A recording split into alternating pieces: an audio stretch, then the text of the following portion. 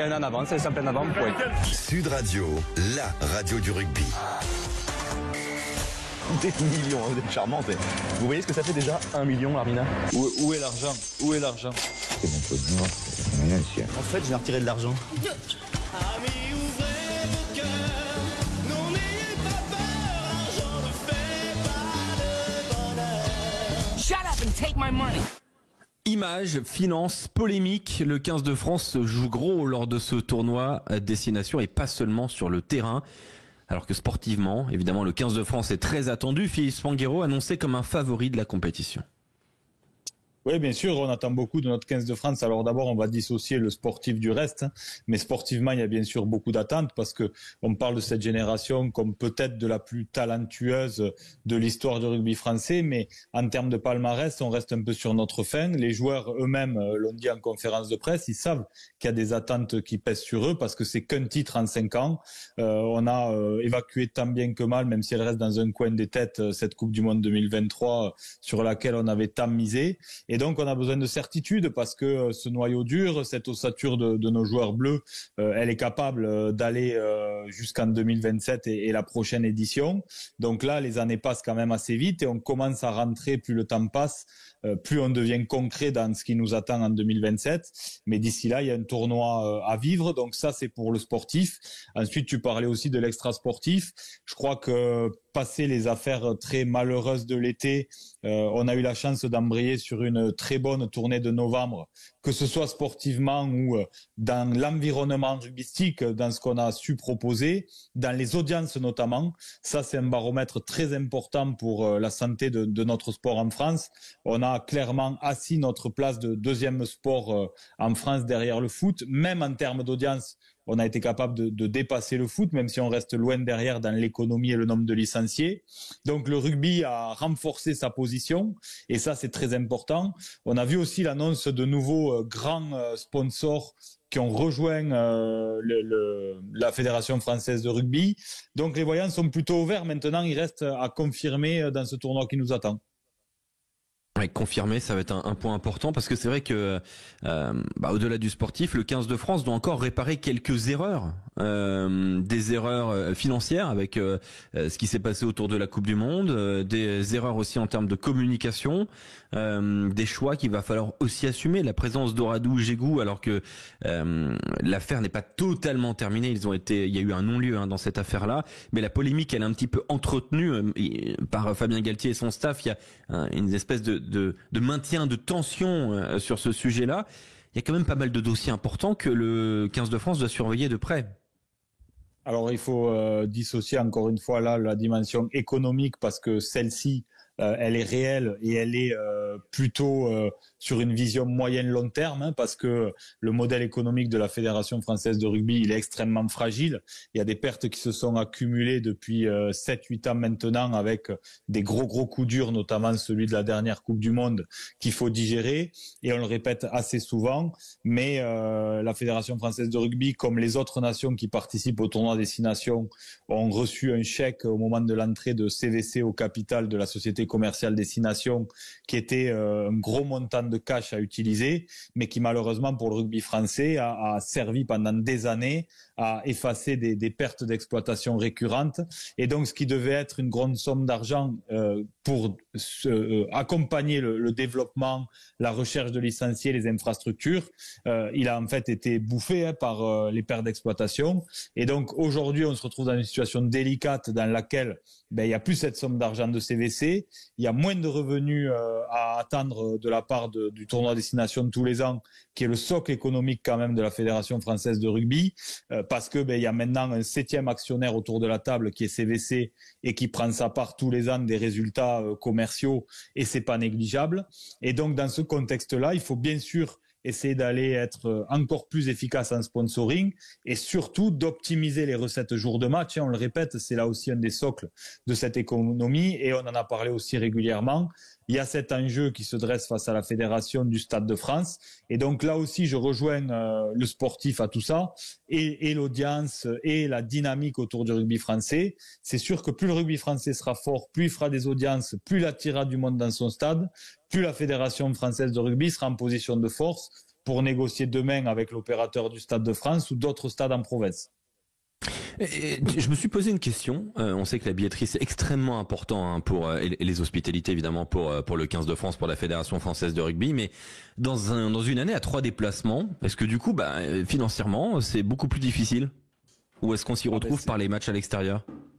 Ah non, on s'y retrouve pas du tout par les matchs à l'extérieur, puisque c'est la fédération qui reçoit, qui est maîtresse de sa billetterie.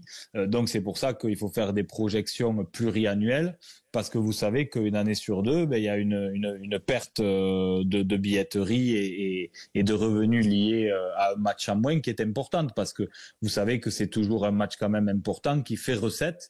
Donc encore une fois, c'est là où je reviens à l'enjeu du Stade de France, parce que si c'est une année où vous recevez l'Italie, peut-être que c'est pas si rentable que ça, parce que vous faites peut-être moins d'hospitalité, vous remplissez peut-être pas, vous faites pas un guichet fermé avec un prix moyen de billetterie aussi élevé que pour les autres matchs.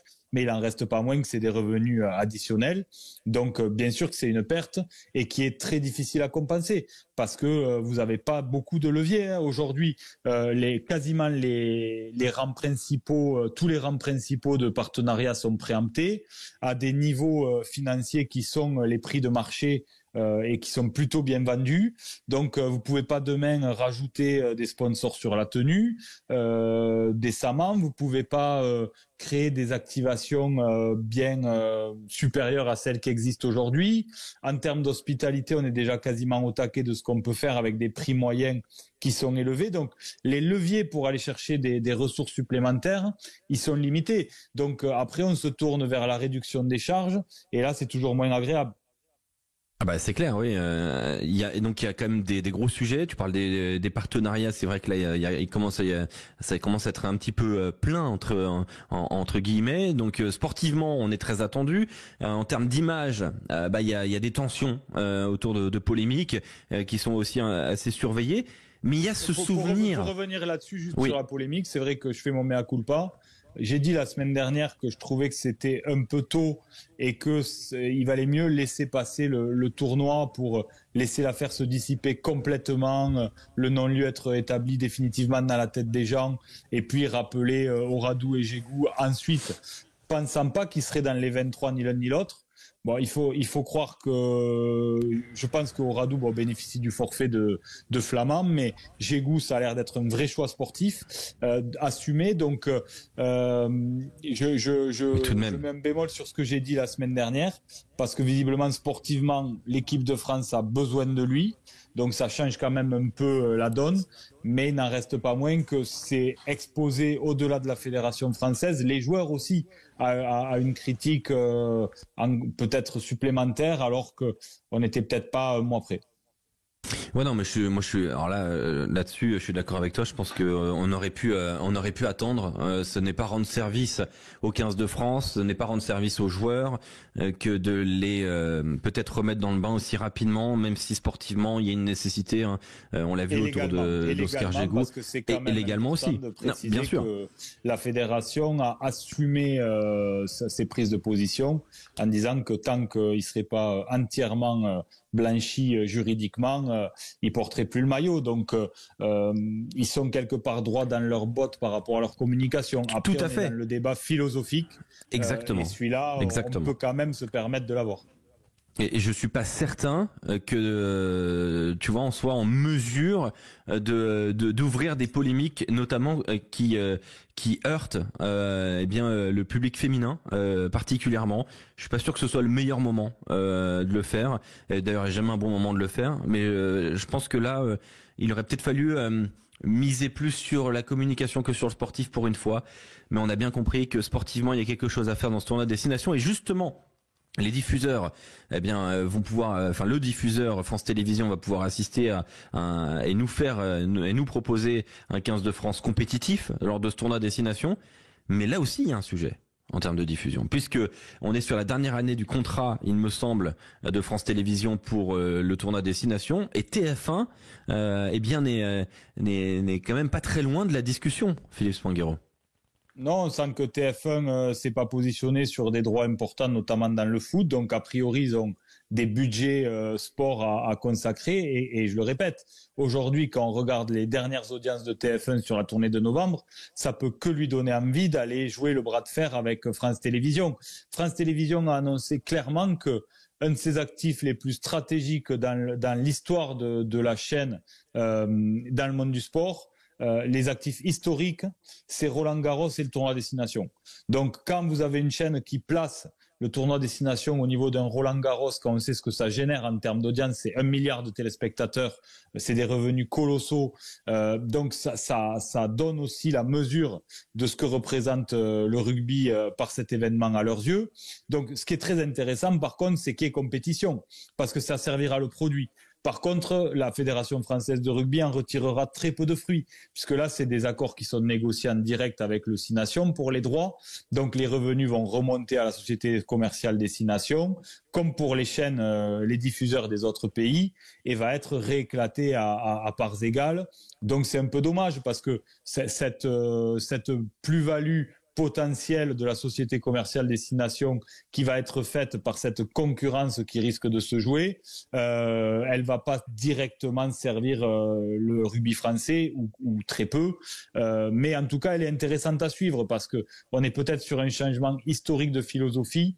Moi, je trouve ça intéressant pour le rugby. En tous les cas, j'ai une vraie attente concernant le diffuseur de demain. Et si toutefois TF1 devait l'emporter, j'ai pas de parti pris. Je veux que ça serve le rugby. Et c'est vrai, par contre, qu'il faut qu'on sente, nous, amoureux de rugby, qu'ils servent vraiment le produit. C'est-à-dire qu'ils sachent traiter beaucoup mieux les avant-matchs, les après-matchs, qu'on n'ait pas ces coupures pub juste avant les coups d'envoi, parce que bien sûr, ça va pas être évident de faire mieux que France Télé quand même. Il faut le dire. La couverture de France Télévisions, il y a des choses à dire sur les après-matchs et tout ça, mais en termes de moyens au global. aussi, En termes de, c'est quand même pas mal, hein. Bah oui. Là, pour le coup, c'est un avis très personnel.